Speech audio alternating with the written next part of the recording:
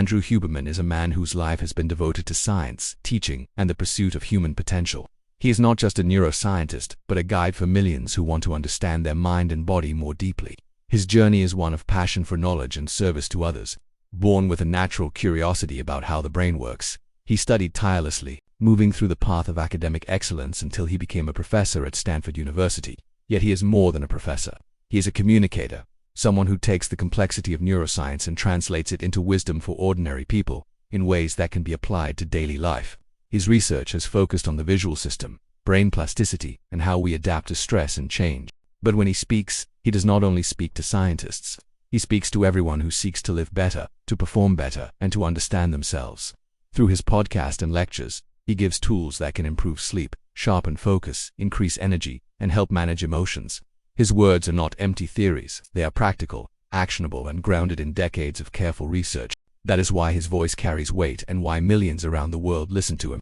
Andrew Huberman believes deeply in the power of the nervous system. He often says that the brain and body are one system, and that by learning how they interact, we can unlock incredible potential. He reminds us that stress, fear, and doubt are not enemies but signals we can learn to use. He shows that by adjusting our behavior through breathing, through vision, through sleep, we can literally reshape our brain and direct our future.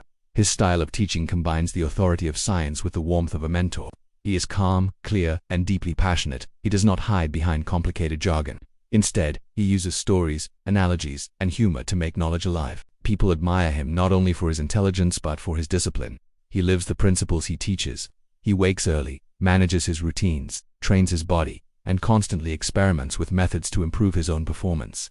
When he speaks about focus, it is not only from studies but from experience. When he talks about resilience, it is not just about laboratory experiments, but about life itself.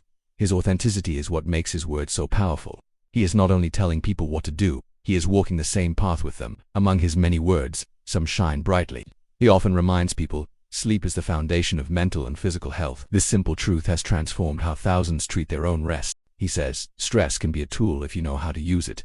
What others fear, he reframes as an opportunity. He emphasizes that vision shapes our state, teaching that even where and how we look can calm us or energize us.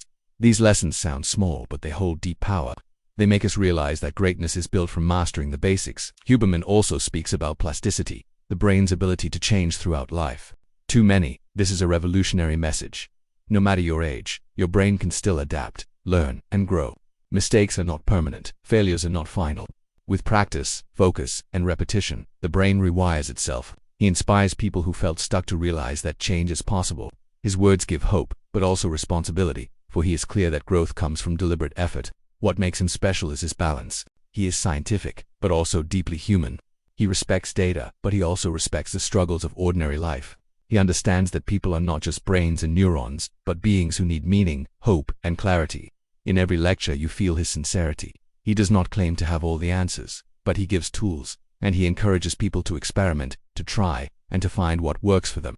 His impact is global. Through his podcast, millions listen and learn. From athletes seeking performance to students seeking focus, from entrepreneurs chasing success to people suffering from anxiety, all find value in his teachings. He has become a bridge between science and daily life. He has shown that neuroscience is not only for laboratories, but for every moment of human experience.